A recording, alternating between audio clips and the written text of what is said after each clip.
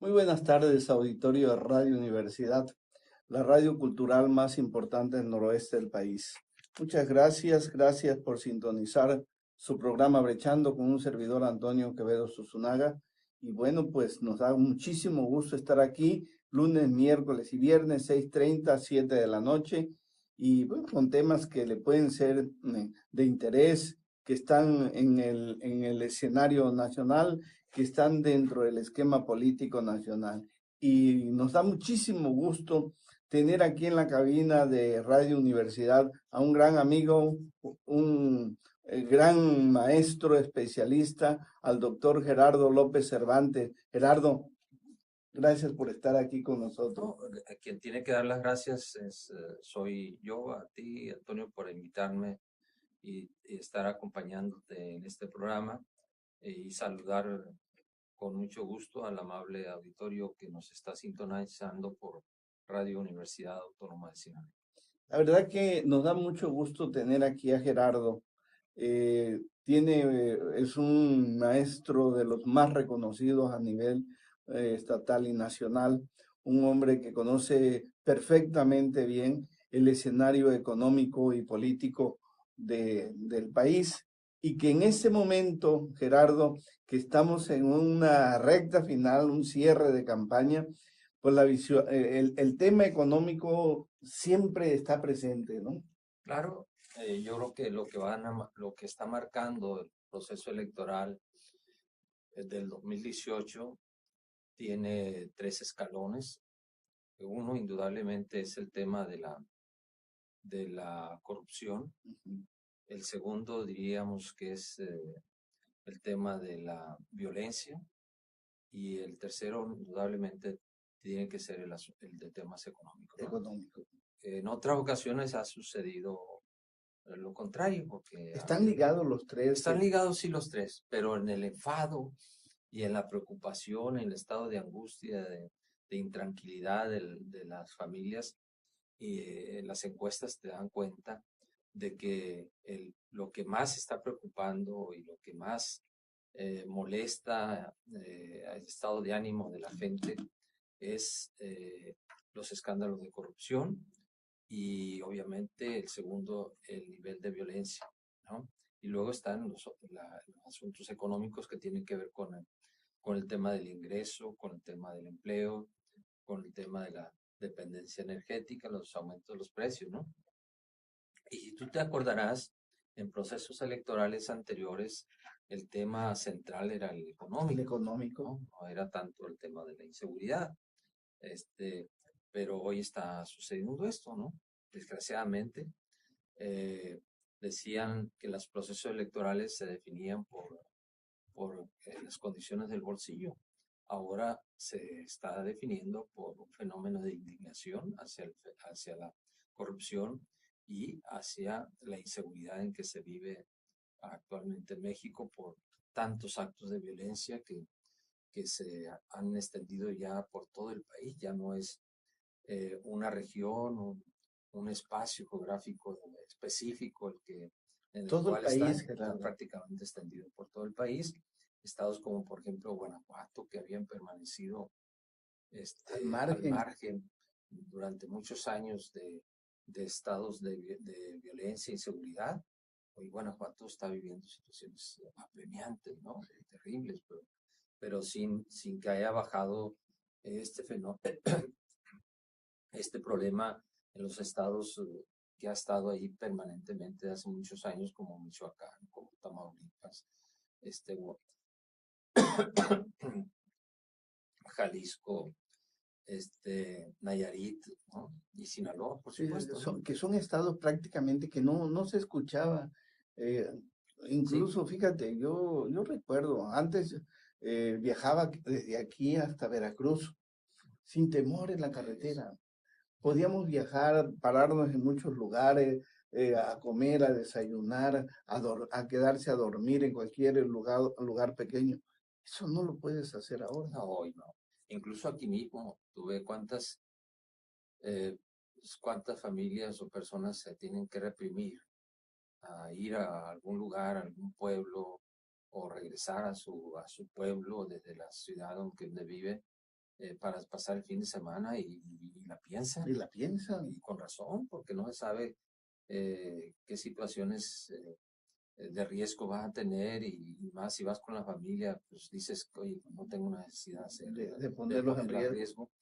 Y eso de alguna manera limita y trastorna muchas actividades. Por ejemplo, te diría yo, ¿qué pasaría con los pueblos mágicos de nuestro estado si si se generara un estado de seguridad, de Oye, tranquilidad? estuvieran ¿No? abarrotados, Claro, claro que sí, estuvieran ¿no? abarrotados. Sí, la actividad turística y de servicio se ve muy afectada por fenómenos de este tipo, ¿no? Y recluyes a la familia pues en sus casas, ¿no? Desgraciadamente eso es. Ahora bien, Ahora, Gerardo, hay un tema muy repetido a nivel nacional en el esquema de López Obrador, que es el candidato puntero y que todo parece indicar que puede ser el próximo presidente de la República. Él ha planteado de que terminando con el problema de la corrupción y manteniendo un control del presupuesto, se puede resolver el problema del país. ¿Qué percepción tienes tú de? pues mira, la problemática, los factores que están ahí, que causantes de la situación de violencia, pues son muy diversos, Muy diversos. ¿no? O sea, y por lo tanto un planteamiento de resolverlo en el corto plazo sonaría muy simplista, hay que decirlo, Yo ¿no? O sea, creo hay que que no es ser realistas, posible, ¿verdad? no, es muy difícil, entonces hay que ser realistas en ese sentido, pero lo más importante es que se emprendan acciones que vayan en ese sentido, en una orientación de este tipo, ¿no? Ujú. Hay que ver que esto es un fenómeno un problema que tenemos ya 12 años, prácticamente, y te acordarás, esto se agudiza desde la entrada del gobierno de Felipe Calderón, que son Sí. 6 y otros 6 años de Enrique Peña Nieto,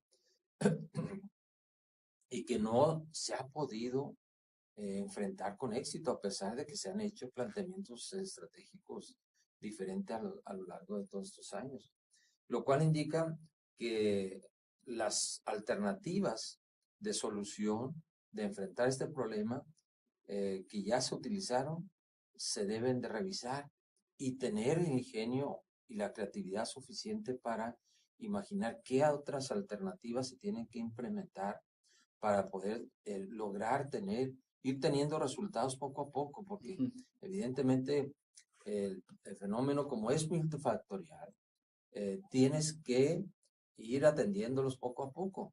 Y yo te diría, bueno, sí es un problema de delincuencia en la cual se suman a esta delincuencia jóvenes que no tienen expectativas Ujú. de desarrollarse y de tener un ingreso seguro a lo largo del momento, y eso propicia eso. Y por lo tanto no tienen ingreso porque no tienen un trabajo, ¿no?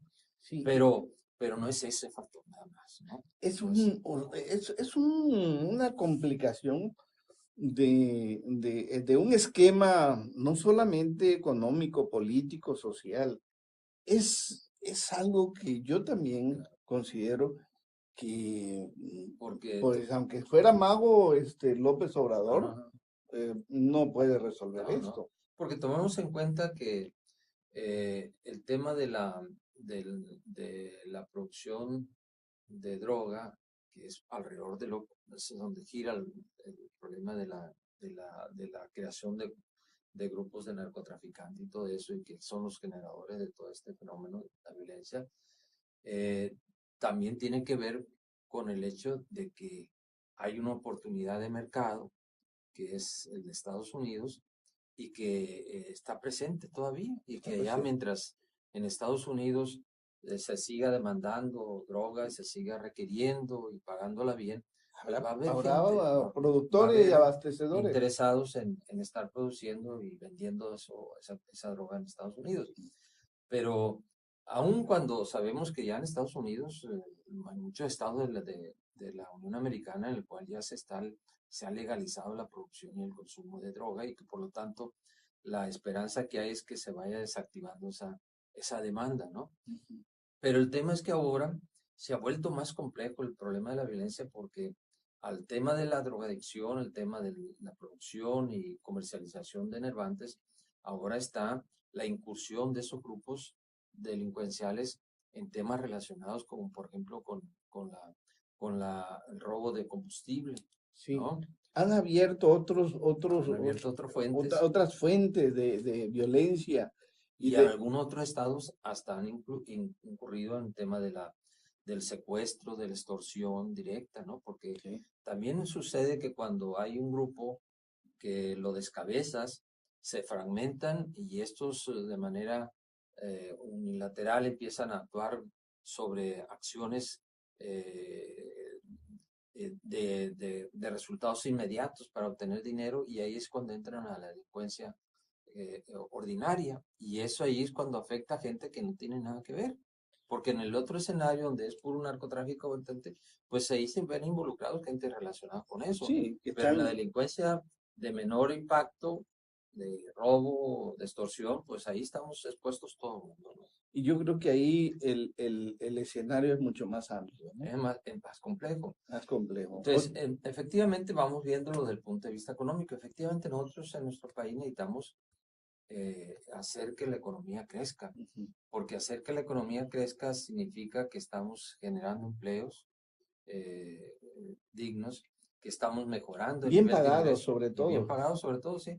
Estamos generando ingresos a las familias, lo que hace que se genere un entorno de alivio, de tranquilidad, de unidad, de integración familiar, y por lo tanto de enfrentar, que facilita enfrentar las problemáticas social y limitaciones que tiene una familia, y que no hay presiones para que te induzcas a la delincuencia para obtener ese ingreso que no tiene la familia. Yo creo que la mayor preocupación, Gerardo, para todos los mexicanos y padres de familia, es que cuando egrese tu hijo tenga una oportunidad, ¿no? Se realice profesionalmente. Y esa es la verdad es que ese es un tema complicadísimo, porque hoy en día están saliendo miles de jóvenes de terminar una profesión en la universidad o en algún tecnológico, etcétera, y estos jóvenes no están encontrando oportunidades para desarrollarse. Y eso es una situación de frustración muy grande. Oye, ¿no? A estos hay que agregarle el tema de la desigualdad que traemos arrastrando durante muchos años, pero después de un corte que nos está mandando nuestra operadora Diris Talavera, regresamos más con este tema, el tema, pues la economía en este momento de transición. Estamos en la recta final de la campaña. Oye, Gerardo, con mucho ánimo y entusiasmo por yo creo que hay un factor, debe haber un factor a favor para poder resolver todo esto. Que haya una elección amplia, sin cuestionamiento, y una transición ordenada. Sí, porque si se genera un proceso electoral conflictivo, las cosas van a empeorar. Y se va a descomponer más la estructura social del país. Oye, como dice López Obrador, van a soltar el tiro. Sí. Sí, eso sería lo peor que pudiera suceder. No. O sea, un resultado, un proceso electoral conflictivo que no genere confianza, y es estar hablando del peor escenario para mí. Sí. En cambio, si se da un proceso electoral creíble, respetable, se abre para que haya esos 6 meses, 5 meses, para que se concrete un proceso de transición en el cual se avance. Más o menos son 6 meses, Gerardo. Son 5, porque es julio, agosto, septiembre, octubre y noviembre. Recuerda que el 1 de diciembre. Bueno. No Son cuenta 5 ya meses. prácticamente, ¿verdad? No cuenta. No, primero de diciembre entras Pues, ya como ya presidente. como presidente. Entonces, son 5 meses. 5 meses. 5 meses. En 5 meses se tiene que dar ese brinco, ese salto. Sí, se tiene que preparar cuando menos las autoridades que van a entrar.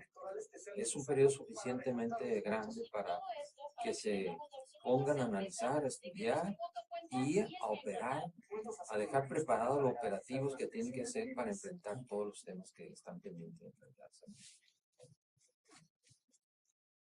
Si quieren, eso lo tocamos. Sí. Está usted escuchando Brechando. Gracias por seguir sintonizando su programa Brechando con un servidor Antonio Quevedo Susunaga. Y tenemos aquí en esta cabina a un gran amigo, un gran maestro, investigador, al doctor Gerardo López Cervantes, y estamos tocando el tema, la economía en esta transición, que prácticamente ya estamos a 3 semanas, Gerardo. Pues sí, porque estamos al día 15, ¿no? Día O sea, 15. estamos hablando de 14 días De más, 14 15 días, 2 semanas más. Es muy importante generar la idea de que este proceso electoral del 1 de julio resulte satisfactorio. El peor escenario que puede tener el país es que haya una conflictividad, que resulte un proceso electoral conflictivo, porque le estaríamos metiendo más gasolina. Una presión enorme, Sí, ¿verdad? sí, a esta situación de intranquilidad y de zozobra que hay en el país, ¿no? Y yo creo que yo tengo la seguridad de que eso va a suceder, de que el proceso electoral va a ser un proceso electoral en el cual el resultado final va a ser satisfactorio para todos. Una transición Y tranquila. que entremos, por lo tanto, a partir del 2 de julio, a que se empiecen a procesar los trabajos para el planteamiento de acciones concretas que deben de diseñarse a lo largo de los 5 meses siguientes antes de tomar posesión el día 1 de diciembre, en tener definido ya para cada problema que existe en el país, acciones concretas con las cuales se pueda iniciar a operar ese nuevo gobierno. Porque tienes un tiempo suficientemente amplio para darle forma a un planteamiento estratégico con acciones directas que vayan a incidir sobre este tema, ¿no? Oye, por ejemplo, en el tema económico, pues se tiene que abordar todo lo que tiene que ver con el rediseño del presupuesto de egresos, ¿no? Porque lo que indudablemente es ahí el punto más central, ¿no? fundamental, ¿no? Independientemente de quién gane, tal y como está manejándose la política fiscal y particularmente la política de egresos, no puede seguir, ¿no? En México tenemos muchos años ya despilfarrando muchísimos recursos que no tienen ninguna trascendencia para el desarrollo económico y el bienestar de las familias, a pesar de que se ha ensanchado muchísimo la recaudación del Estado, del gobierno federal, a pesar de que se ha incrementado enormemente la deuda pública y que además el gobierno cada año ha estado obteniendo ingresos excedentes a lo presupuestado. Pues de repente concluye el año y no vemos que la economía tenga un crecimiento significativo. Está estancada, está parada. Entonces pasa el tiempo y dices, bueno, te doy dos datos nada más. En estos 5 años, los primeros 5 años de gobierno, la deuda ha pasado de 5 a 10 billones de pesos. Y obviamente... ¿Es impagable esa deuda? No, sí es pagable, pero a base de puro sacrificio, a base de sacrificar. Ahora es el gran problema que vamos a tener en los próximos años.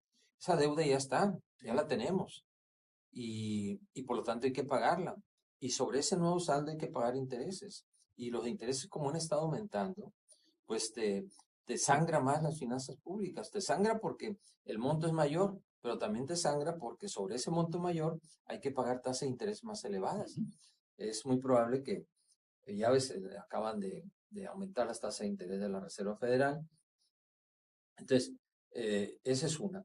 Y lo otro, a pesar de eso, aumentado ingresos por ese concepto, pues cada año el Congreso le aprueba un presupuesto de ingreso que está planeado para que se ejecute, pero al final del cierre resulta que obtienes unos ingresos superiores. Y esos terminas ingresos, gastando más de lo que te sí, autorizaron. sí, termina gastando más de lo que te autorizaron. Por ejemplo, en los últimos 2 años, te voy a dar este dato que la Secretaría de Hacienda lo tiene más consignado en su cuenta pública. Por ejemplo, en el año 2016, el gobierno federal tuvo un excedente de ingresos de 553 mil millones de pesos. Es una barbaridad, ¿no? Pues claro, pues está hablando de más del 10% de lo que se programó del gasto, ¿no?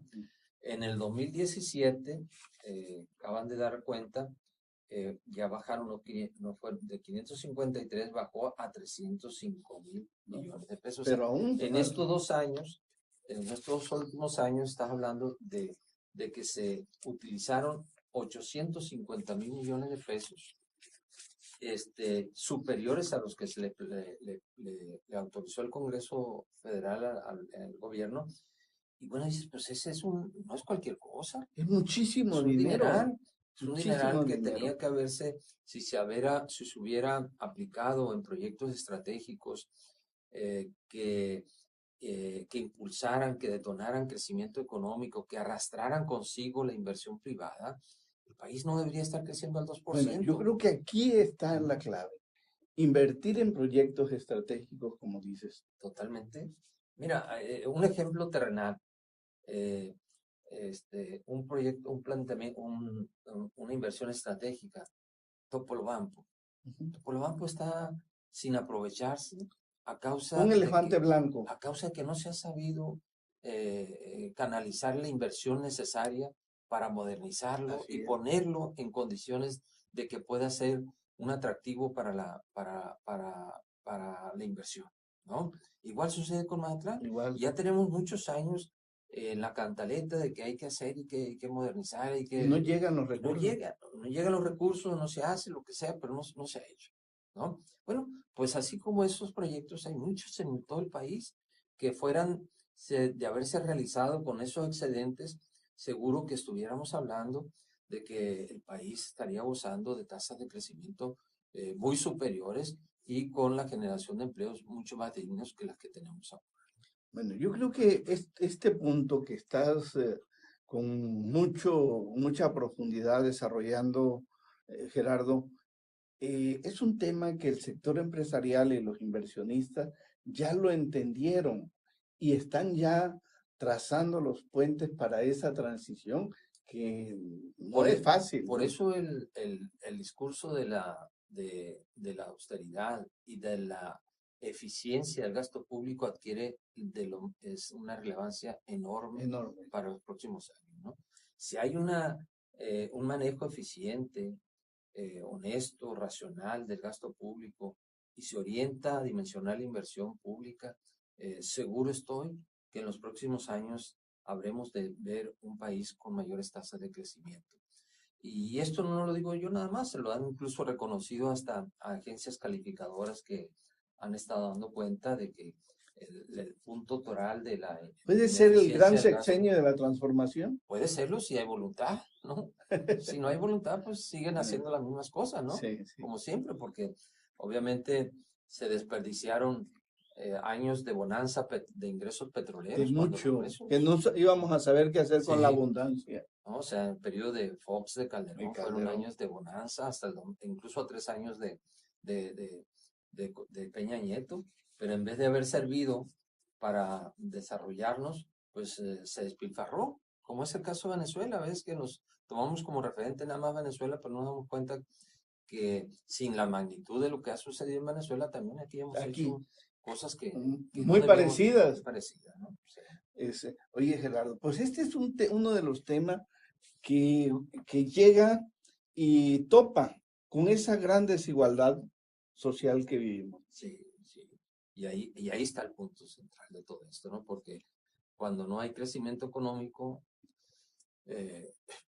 porque no hay inversión, no se mejora el nivel de ingreso de las familias y vienen los estados de desesperación, de angustia, ¿no? Porque una de las cosas que podría servir de mucho para mejorar las condiciones de vida de las familias es tener servicios y equipamientos de servicios eficientes y que no representaran una carga para las familias. Te doy un ejemplo sencillo.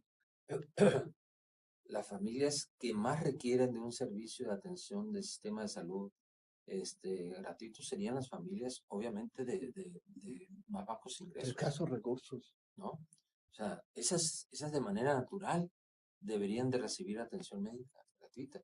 Y con eso que tú le quites ya de gasto, ya le mejoras Le el estás ingreso, quitando ¿no? una carga muy grande. Sí. Pero ¿qué pasa?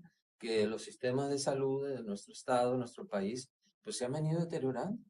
En vez de haberse mejorado, haberse impulsado la modernización, se han venido deteriorando. Ve el seguro social, ¿no? Son El Instituto hospitales de Mexicano, guerra. parece como si fuera estado de guerra ahí cuando vas. O sea, Así es. y entonces, todo eso te induce a que la gente que no tiene alternativa, pues tiene que, de su poquito ingreso, pues llevar a sus hijos o a su señora Al con médico su médico particular. particular, un hospital que si no le va a cobrar la consulta, le van a cobrar las medicinas. Así es.